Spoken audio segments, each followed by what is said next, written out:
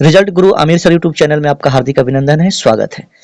देखिए, जो बीपीएससी के द्वारा टीचर की परीक्षा होने वाली है टीआरई 3, उसके लिए मैं लेकर के आया हूँ। ये सेट 6 है। इसके पहले भी ये 5 सेट डाला हुआ है, आप जाकर के देख सकते हैं। इस वीडियो के अंतर्गत मैं आप लोगों को लैंग्वेज विषय बताने वाला हूँ, हिंदी, इंग्लिश और साथ में सामान्य अध्ययन जीएस का यानी जनरल स्टडी के बारे में मैं बताने वाला हूं। 70 क्वेश्चन मैं लेकर के आया हूं। इसको आप ध्यान से देखेंगे, ये प्रैक्टिस सेट है।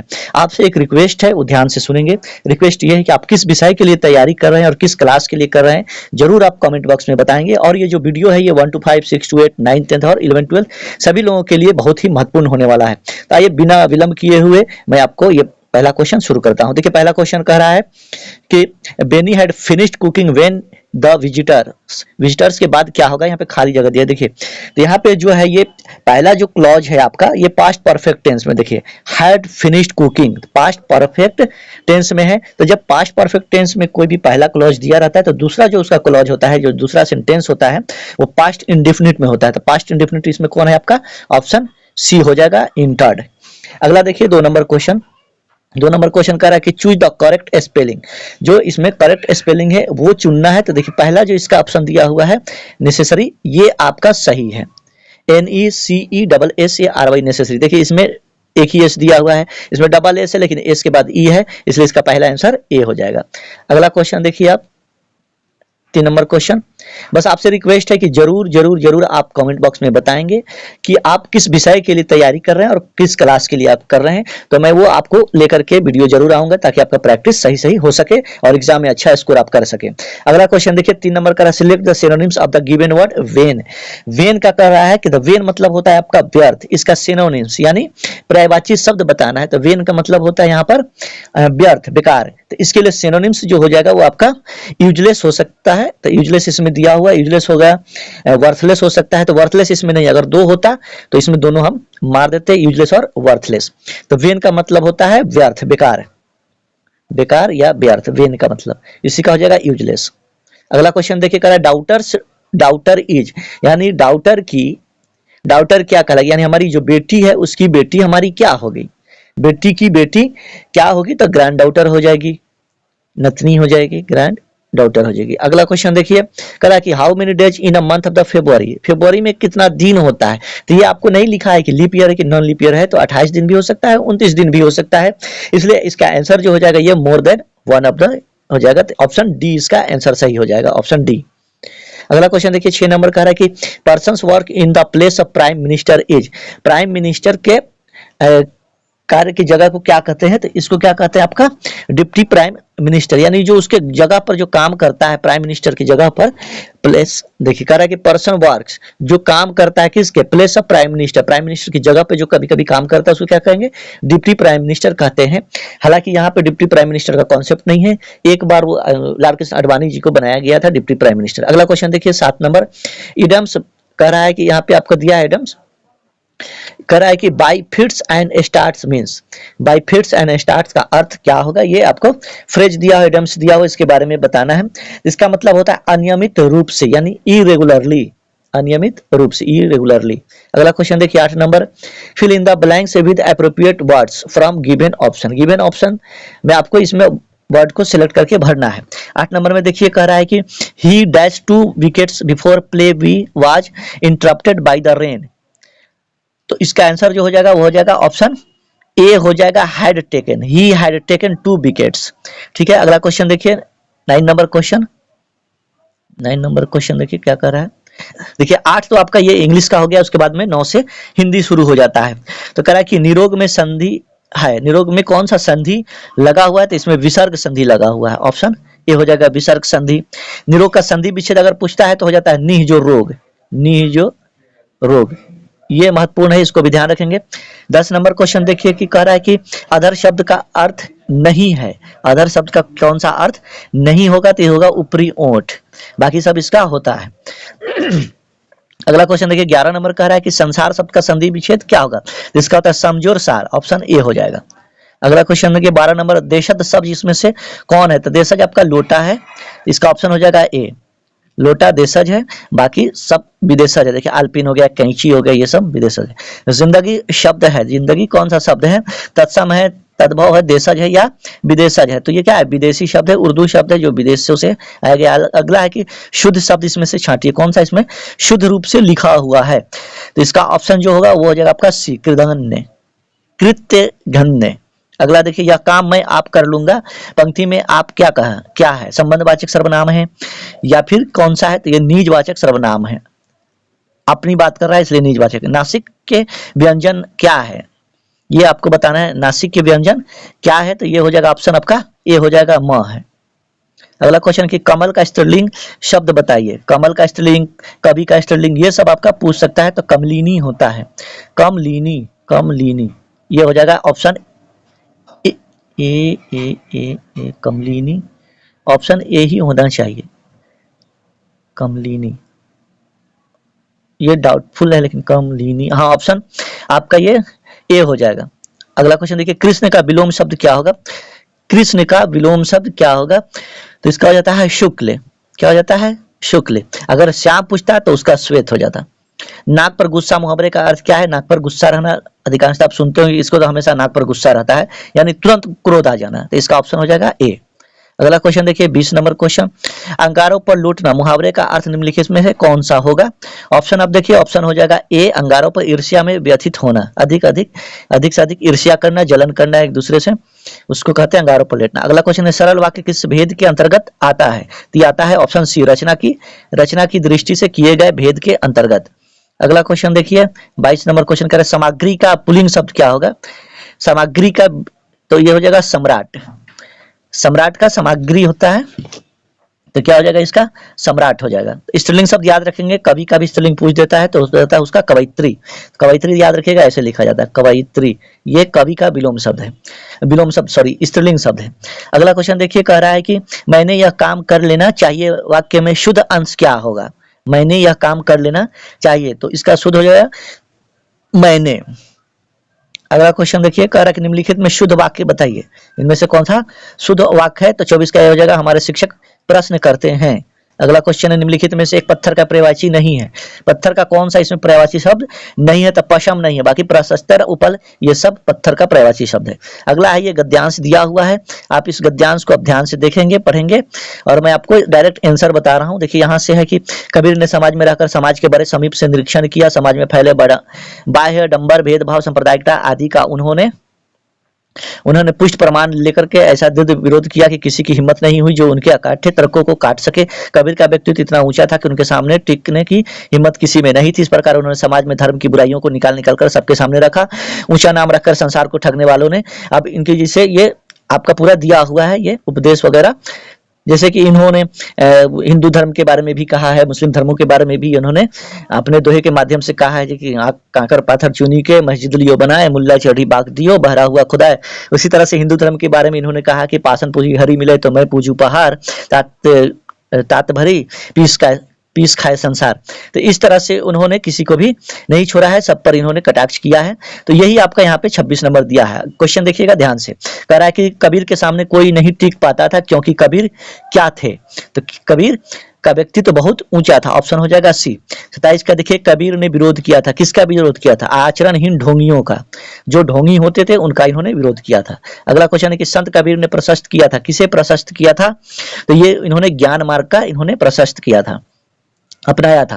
अगला क्वेश्चन देखिए 29 नंबर का है कि निम्नलिखित में से किस वाक्य में भावाच्य है, तो ये हो गया आपका मुझसे हंसा नहीं जाता में। अगला क्वेश्चन देखिए, हम लोग सिनेमा देखने जाएंगे, इस वाक्य में हम लोग सर्वनाम का कौन सा प्रयोग हुआ है, तो इसमें हुआ है ए, पुरुषवाचक का, हम लोग हैं इसलिए पुरुषवाचक। अगला देखिए, यहाँ पे सामान्य अध्ययन शुरू होता है आपका 40 क्वेश्चन। अब इसका मैं डायरेक्ट आंसर बताऊंगा, आप खुद इसको बनाकर चेक करेंगे कि आपसे बनता है या नहीं बनता है। अगर नहीं बनता होगा तो अगले वीडियो में हम आपको, अगर कमेंट बॉक्स में आप बताते हैं कि कैसे बना, तो इसका हम अगले वीडियो में पूरा सॉल्यूशन आपको बताने की कोशिश करेंगे, बताने का प्रयास करेंगे। 31 नंबर क्वेश्चन आप इसका देख लीजिए, एबीसीडी के बीच किसी निश्चित राशि को इस क्रम में विभाजित किया गया है, एबीसीडी 4, 12, 30, 45 हो, यदि ए और डी के भागों के बीच अंतर 553535 है तो कुल राशि ज्ञात करनी है आपको। तो इसका आंसर जो हो जाएगा 31 नंबर का, ये हो जाएगा बी, ऑप्शन बी हो जाएगा 12,285 रुपए। तो इसको आप अगर नहीं समझ में आएगा तो आप हमको बताएंगे, तो हम अगले वीडियो में बताने की कोशिश करेंगे, प्रयास करेंगे। अगला क्वेश्चन देखिए, ए बी और सी तीन पाइपों द्वारा, ये बहुत इंपॉर्टेंट क्वेश्चन है, बार बार इस तरह का पूछता है, तीन काम करता है कोई व्यक्ति या फिर पाइप से पानी निकलने वाला, ये क्वेश्चन पूछता है। इसका आंसर हो जाएगा ए। इसको बनाकर देखिएगा, नहीं बनेगा तो हम आपको अगले वीडियो में बताएंगे, अगर आप कमेंट बॉक्स में कमेंट करके बताते हैं तो। और एक जरूर बात बताएंगे कि आप किस विषय के लिए तैयारी कर रहे हैं और किस क्लास के लिए तैयारी कर रहे हैं। देखिए इसका ऑप्शन हो जाएगा ऑप्शन सी। इसको पढ़ लेंगे, देख लेंगे, बनाने की कोशिश करेंगे। आइए 34 नंबर देखते हैं कि एक रेलगाड़ी बिना रुके 80 किलोमीटर पर आवर की औसत गति से और रुकने के साथ 72 किलोमीटर पर आवर की गति से चलती है। रेलगाड़ी औसत प्रति घंटा कितने मिनट रुकती है? इसका ऑप्शन जो है वो हो जाएगा ऑप्शन ए हो जाएगा, 34 का ए। किसी त्रिभुज का परिकेंद्र उसकी एक भुजा पर बनता है, तब यह त्रिभुज क्या कहलाता है? तो इसका ऑप्शन हो जाएगा 35 का सी, समकोण त्रिभुज। अगला क्वेश्चन देखिए 36 नंबर, किसी समांतर श्रेणी का 4 7 10 13 के प्रथम 25 पदों का योगफल ज्ञात करना है। तो इसमें ए आपको निकाल दिया हुआ है, ए निकाल लीजिएगा, डी दिया हुआ है, 7 में से 4 गया 3 हो गया। उसके बाद में इसका फॉर्मूला होता है, एसएन का फॉर्मूला होता है n/2 equal to 2a plus n-1 into D, n-1 into D करके इसको सॉल्व किया जाता है। जब आप इसको सॉल्व करेंगे 36 का, तो आंसर आ जाएगा आपका 1000। अगला क्वेश्चन देखिए 37 का, निम्नलिखित तालिका का अध्ययन करें और आगे दिए गए प्रश्नों का उत्तर दें।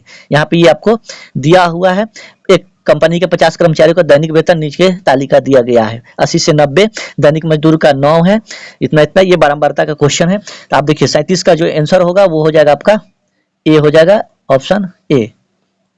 अगला क्वेश्चन देखिए 38 का, 38 का आंसर हो जाएगा आपका ऑप्शन बी, राबड़ी देवी। बिहार के वह मुख्यमंत्री जो सबसे कम अवधि तक इस पद पर रहे हैं, तो वो राबड़ी देवी हो जाएंगी। अगला देखिए, सॉरी राबड़ी देवी नहीं, राबड़ी देवी तो बहुत दिन तक रही थी। ये आपका हो जाएगा सतीश प्रसाद सिंह, सतीश प्रसाद सिंह। अगला देखिए पटना उच्च न्यायालय, पटना में स्थित राजभवन, पटना में स्थित राजभवन मुख्य सचिवालय तथा उच्च न्यायालय की इमारतें किस शैली में प्रभावित हैं? तो इसका हो जाएगा 39 का आपका सी आंसर हो जाएगा, यूरोपियन पुनर्जागरण काल की शैली के रूप में इसका निर्माण किया गया है। अगला देखिए 40 नंबर क्वेश्चन कि बिहार का मैदानी भाग जो बिहार के कुल क्षेत्रफल का लगभग कितना प्रतिशत है? तो इसका 40 का आंसर होगा जाएगा आपका ऑप्शन बी, 95%।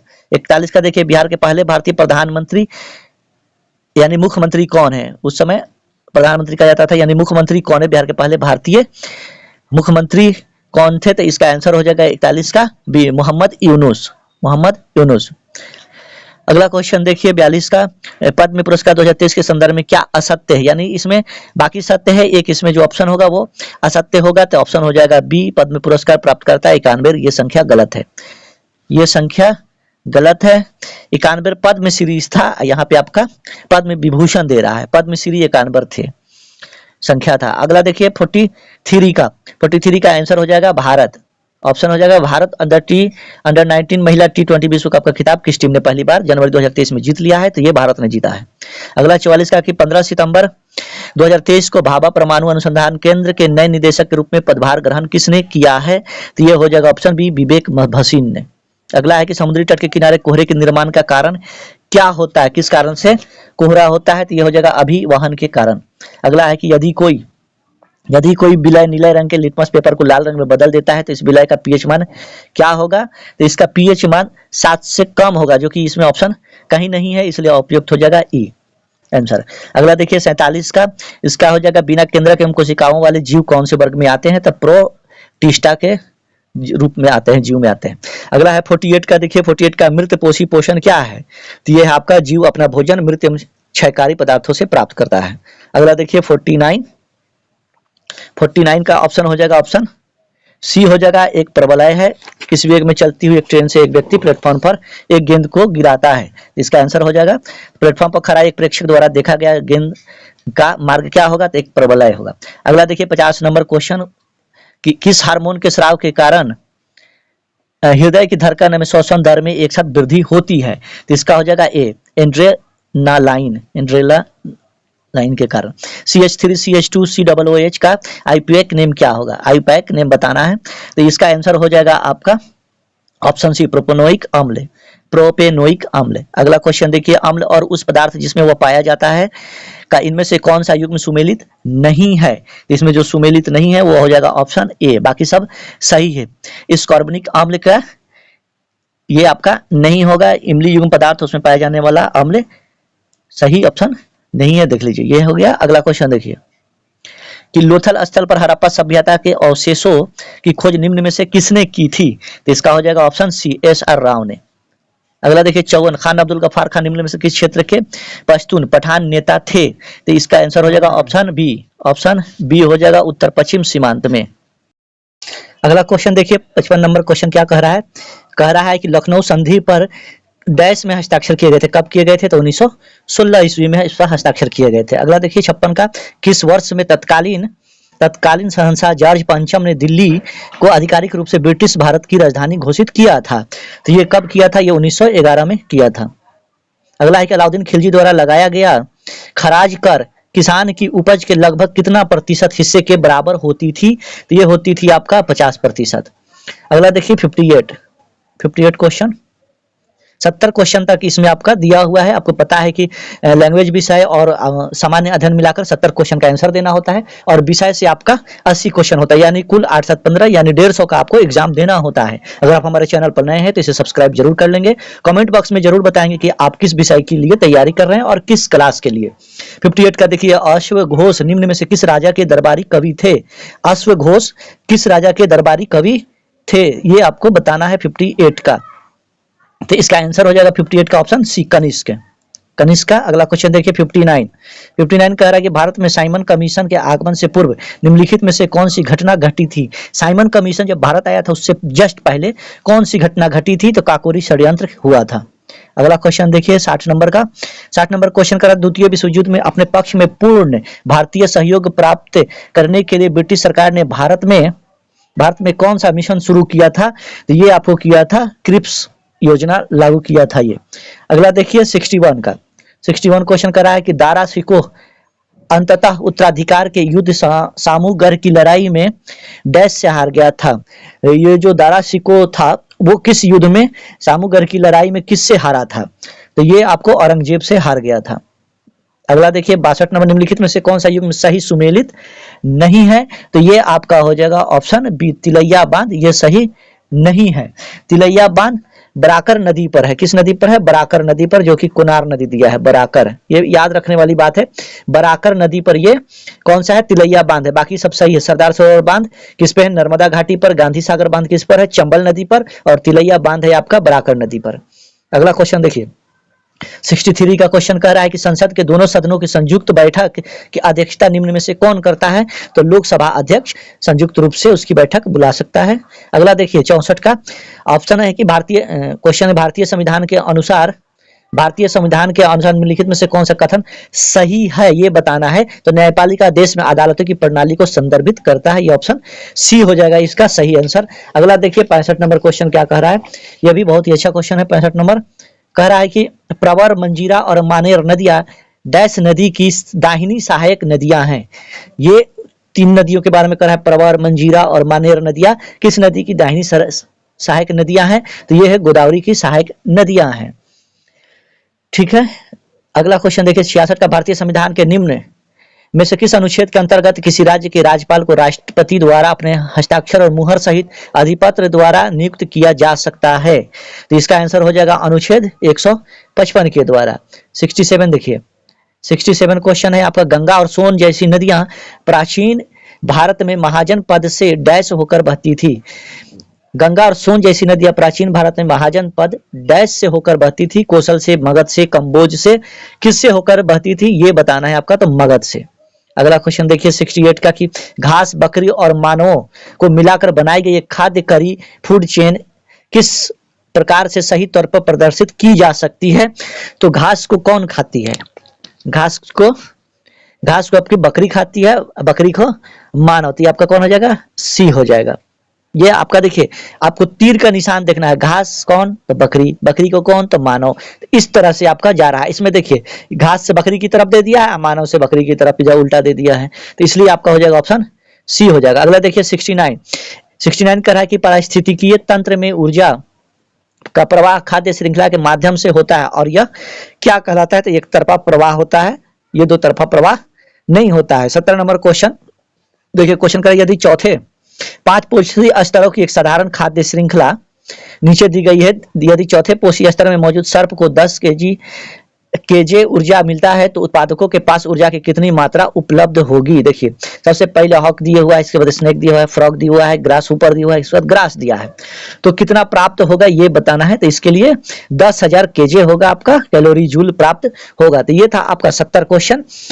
और ये आप अगर आप बताएंगे कि आप किस विषय के लिए आप तैयारी कर रहे हैं और किस क्लास के लिए, तो मैं आप लोगों को उस विषय की तैयारी अवश्य कराऊंगा, प्रैक्टिस सेट जरूर कराऊंगा। इसे अधिक से अधिक शेयर कर दें और चैनल को सब्सक्राइब जरूर कर ले। बहुत बहुत शुक्रिया, बहुत बहुत धन्यवाद।